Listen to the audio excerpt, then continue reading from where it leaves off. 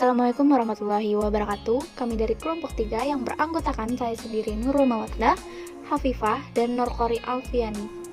Kami akan mempresentasikan mengenai implementasi teknik reinforcement positif untuk mengurangi kebiasaan mengompol anak dengan spektrum autis.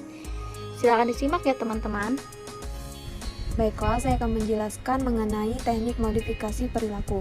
Jadi, dalam modifikasi perilaku terdapat beberapa teknik yang dapat digunakan. Salah satunya yaitu teknik reinforcement atau penguatan, yang artinya adalah segala bentuk respon apakah bersifat verbal ataupun non-verbal yang merupakan bagian dari modifikasi tingkah laku terhadap tingkah laku seseorang yang bertujuan untuk memberikan informasi atau feedback atau umpan balik bagi si penerima atas perbuatannya sebagai suatu tindak dorongan ataupun koreksi. Dalam teknik reinforcement atau penguatan terbagi menjadi dua, yaitu reinforcement positif dan reinforcement negatif. Menurut Skinner, reinforcement positif adalah penguatan berdasarkan prinsip bahwa frekuensi respon meningkat karena diikuti dengan stimulus yang mendukung atau rewarding. Sedangkan reinforcement negatif adalah penguatan prinsip bahwa frekuensi respon meningkat karena diikuti dengan penghilangan stimulus yang merugikan atau tidak menyenangkan. Selanjutnya yaitu identitas anak. Adapun identitas anak yang kami observasi yaitu bernama Ronaldo Joseph Tumangken, tempat dan tanggal lahir di Yogyakarta 31 Mei tahun 2005, yang sekarang berumur 16 tahun, berjenis kelamin laki-laki, beragama Kristen, status anak kandung, anak kedua dari 2 bersaudara, bersekolah di SLBN 3 Banjarmasin, kelas 9 SMP, alamat Jalan HKSN, Kompleks Surya Gemilang, Blok C atau 2C. Baiklah, di sini saya akan melanjutkan penjelasan mengenai analisis hasil identifikasi. Yang pertama ada analisis hasil identifikasi berdasarkan hasil observasi. Berdasarkan hasil identifikasi yang telah dilakukan, pada aspek interaksi sosial, anak tidak mampu menjalin interaksi sosial verbal dan non-verbal. Anak juga kesulitan bermain dengan teman sebaya karena anak selalu berada di dalam rumah untuk menyendiri atau mendengarkan musik. Selain itu, anak juga kurang mampu mengadakan hubungan sosial dan emosional dua arah. Dalam aspek komunikasi sosial, anak terlambat bicara, tidak berusaha berkomunikasi verbal atau non-verbal. Anak bisa bicara, namun tidak untuk komunikasi inisiasi egosentris. Cara bermain kurang variatif, imajinatif, dan imitasi sosial rendah. Yang kedua ada analisis hasil identifikasi berdasarkan hasil wawancara. Berdasarkan hasil wawancara yang telah dilakukan, anak sangat menyukai musik. Bahkan, ketika anak sedang mendengarkan musik, anak sampai-sampai tidak menghiraukan apa yang terjadi di lingkungan terdekatnya. Anak juga tidak menyukai hal-hal yang tidak teratur atau berantakan, sehingga membuat anak gelisah dan ingin selalu merapikan benda-benda yang tidak teratur tersebut. Kegiatan sehari-hari anak hanya berada di rumah dan tidak pergi kemana-mana, kecuali pada hari Minggu, anak pergi beribadah bersama kedua orang tuanya. Anak cenderung diam dan kurang mampu dalam berinteraksi dengan orang lain. Untuk saat ini, anak mengerjakan tugas sekolah dengan bantuan orang tua ataupun dengan bantuan kakak dari anak sendiri. Kemudian yang ketiga ada problema perilaku anak. Yang pertama untuk perilaku berkelebihan. Untuk perilaku berkelebihan yang ada pada anak, yaitu anak sangat suka mendengarkan musik apapun jenis musiknya.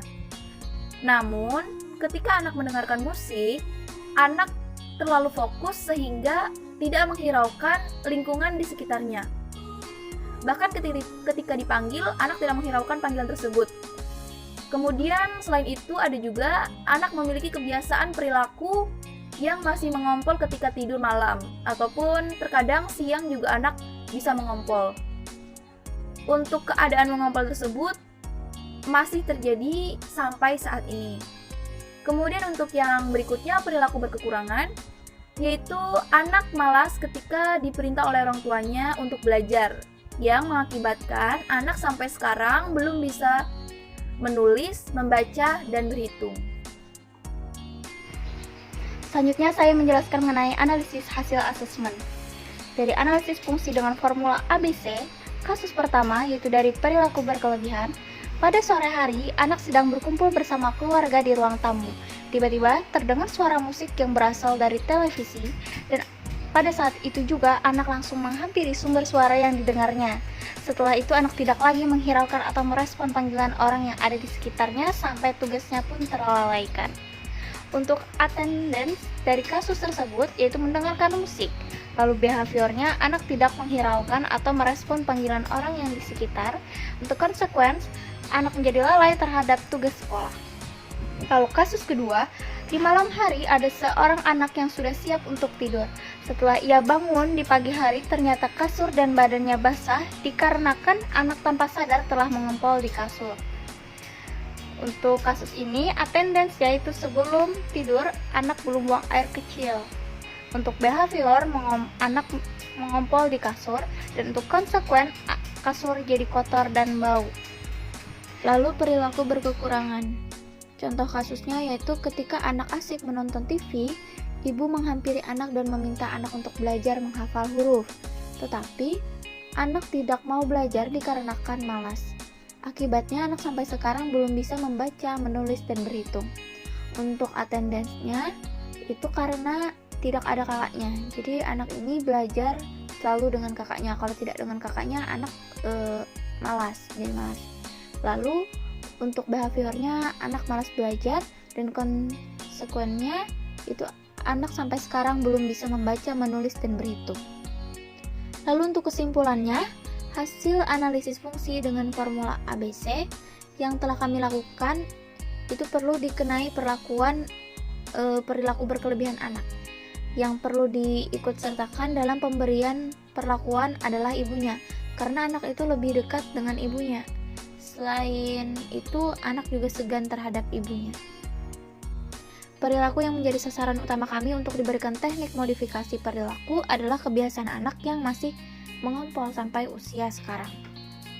Lalu teknik yang akan diterapkan adalah teknik reinforcement positif.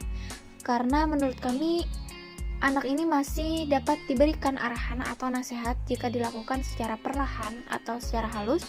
Adapun alasan kami memilih teknik ini adalah karena teknik reinforcement positif ini memberikan dampak secara langsung terhadap anak, sehingga dapat meminimalisir atau menghilangkan kebiasaan perilaku anak yang masih mengompol. Lalu rancangan program modifikasi perilaku dilakukan pada hari Selasa 2 November 2021 pukul 8 pagi. Teknik modifikasi yang dilakukan yaitu reinforcement positif. Lalu pada baseline A1, mengamati perilaku kebiasaan mengompol anak ketika bangun tidur. Lalu di hari yang sama juga menggunakan teknik yang sama, reinforcement positif, itu memberikan arahan kepada anak mengenai penerapan kebiasaan buang air kecil sebelum tidur dan memberikan nasihat bahwa sudah dewasa tidak boleh mengompol. Lalu untuk hari selanjutnya di hari Rabu 3 November 2021 pada pukul 12 siang menggunakan teknik reinforcement positif yaitu baseline A2. Di hari berikutnya tidak lagi mengulangi perilaku kebiasaan mengompol pada anak. Berikut adalah daftar pustaka yang kami dapatkan dari berbagai sumber.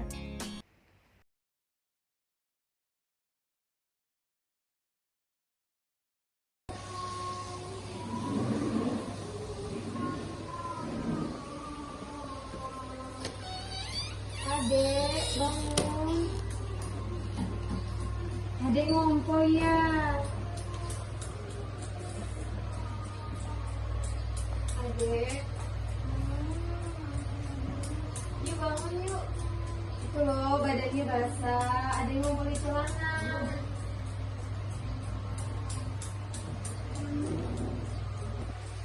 Adek, sebelum tidur, adek ke toilet dulu, buang air kecil, ya. Supaya nanti adek nggak ngompol lagi di kasur, oke? Sekarang adek puasa dulu ya. Oke, ya.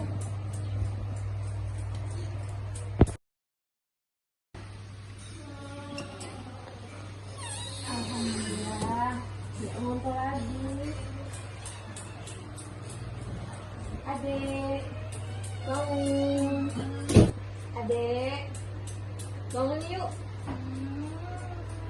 bangun dulu, udah pagi.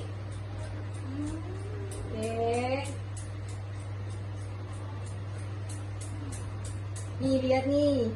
Adek nggak ngompol lagi ya. Hebat anak ibu. Udah nggak ngompol lagi di kasur. Sini mau peluk dulu. Anak ibu udah nggak ngompol lagi di kasur. Nanti di hari-hari berikutnya Adek nggak boleh lagi ngompol di kasur ya. Oke? Udah sih.